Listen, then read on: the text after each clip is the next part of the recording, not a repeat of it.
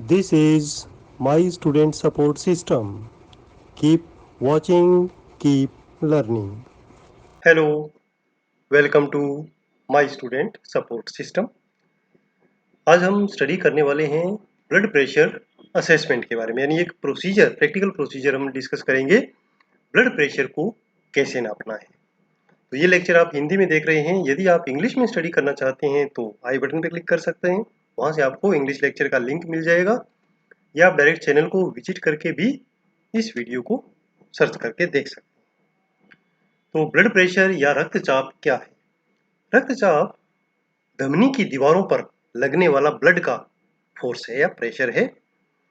यह डिनोट करता है, रिफ्लेक्ट करता है ब्लड की थिकनेस को, विस्कोसिटी को और ब्लड वेसल की प्रतिरोध या रेजिस्टेंस को।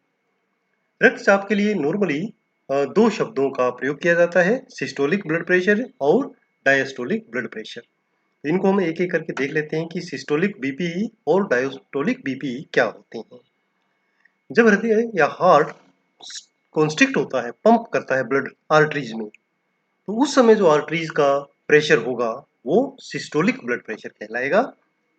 और जब हार्ट रिलैक्स होता है उस समय जो प्रेशर रहेगा आर्टरीज में वो डायस्टोलिक ब्लड प्रेशर रहेगा। तो ये जो दूसरे शब्दों में हम कह सकते हैं कि जो रेस्टिंग टाइम का जो प्रेशर है आर्टरीज में वो डायस्टोलिक है, और पंपिंग के दौरान जो प्रेशर होगा वो डायस्टोलिक होगा।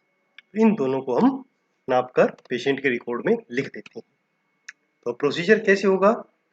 प्रोसीजर के लिए हमें कुछ एक स्पेशल इंस्ट्रूमेंट चाहिए जिसे हम बीपी ऑपरेटस या बीपी इंस्ट्रूमेंट कहते हैं। लगभग 3 प्रकार के बीपी इंस्ट्रूमेंट हर जगह यूज किए जाते हैं, आप देखेंगे वार्ड्स में, हॉस्पिटल्स में। एक होता है मैनुअल मर्करी थर्मोमीटर, इस प्रकार का, जिसमें मर्करी का उपयोग किया जाता है बीपी को नापने के लिए, बट आजकल इसका यूज कम करते हैं क्योंकि मर्करी काफी हानिकारक मटेरियल है। तो दूसरा जो मैनुअल एरोइड स्पिग्मोमेनोमीटर है, जिसमें प्रेशर नापने के लिए एयर का उपयोग किया जाता है। उसमें एक डायल क्लॉक होती है जिसमें हम मेजरमेंट लेते हैं, इसका भी उपयोग कर सकते हैं। और तीसरा टाइप का है इलेक्ट्रॉनिक स्वचालित उपकरण, जिसमें हमें ज़्यादा कुछ करना नहीं होता।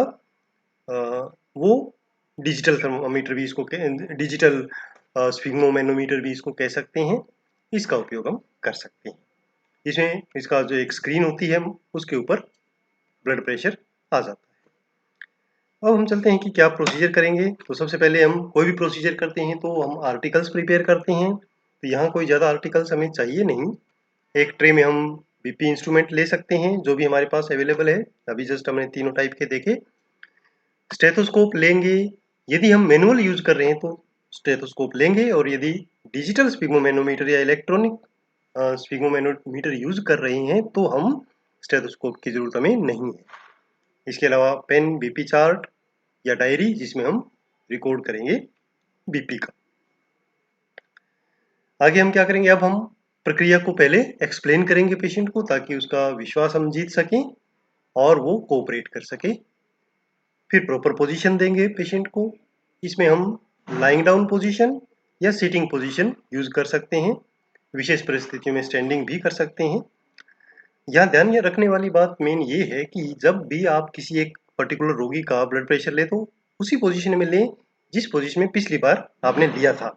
तो सेम पोजीशन में आप बीपी लेंगे तो वेरिएशन ज़्यादा नहीं आएगा, क्योंकि स्टैंडिंग बीपी अलग होगा, सिटिंग अलग होगा, लाइंग डाउन अलग। तो बेस्ट जो हम मानते हैं वो सिटिंग पोजीशन का बीपी ही ज़्यादातर लेते हैं। उसके बाद हम कफ का सिलेक्शन करेंगे कि जो हम कफ बांधेंगे उसका साइज क्या हो। कफ का साइज पेशेंट की एज पर डिपेंड करता है। जितना छोटा बच्चा होगा उसका कफ साइज छोटा होगा, और एडल्ट का जो कफ साइज है वो बड़ा होगा।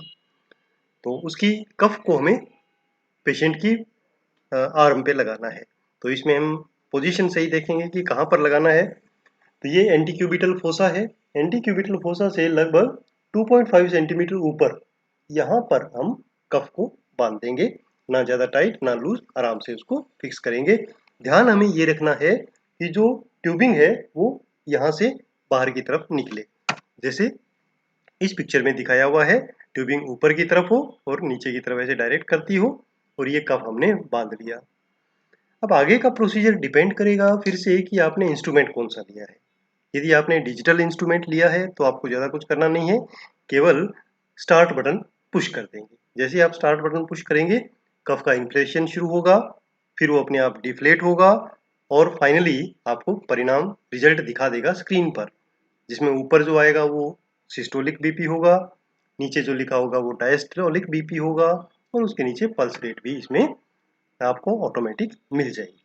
आजकल ज़्यादातर इसी का यूज़ हो रहा है, सिंपल प्रोसीजर है। इतना करने के बाद आप अपना जो रिकॉर्डिंग कर सकते हैं, कप को हटा सकते हैं और आर्टिकल्स का आफ्टर केयर कर सकते हैं। प्रोसीजर आपका कंप्लीट है, बिल्कुल सिंपल।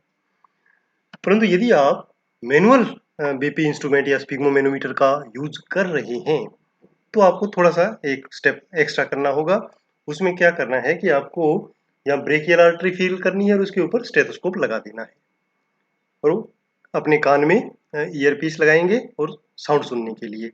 बट साउंड अभी नहीं आ रही होगी, साउंड कब आएगी? जब हम इसको बल्ब की सहायता से इन्फ्लेट करेंगे। और कितना इन्फ्लेट करेंगे कि जो एक्सपेक्टेड बीपी है क्लाइंट का उससे थोड़ा सा 20 से 40 ऊपर ही लेके जाएंगे। उस समय हम ये इंश्योर कर लेंगे कि हमारे कान में साउंड नहीं आ रही है। फिर धीरे धीरे इसको नीचे लाना शुरू करेंगे। नॉर्मली हम 200 तक लेके जाते हैं बीप, और फिर धीरे धीरे नीचे लाना शुरू करेंगे। जब हम इसको डिफ्लेट कर रहे होते हैं तो एक नज़र हमारी उसके मॉनिटर पर रहेगी। जैसे मान लो डायल वाला है तो डायल के ऊपर, और मरकरी वाला है तो मरकरी के लेवल पर। डिफ्लेट करते करते एक पॉइंट ऐसा आएगा जहां पर हमें साउंड आनी शुरू हो जाएगी, laptop laptop laptop, heart sound आएगी। जो होती है वो यहाँ पर ब्रेकियल आर्टरी पर फील होगी। उस पॉइंट को हम नोट कर लेंगे, वो हमारा सिस्टोलिक बीपी कहलाएगा। और फिर कंटिन्यू नीचे डिफ्लेट करते जाएंगे।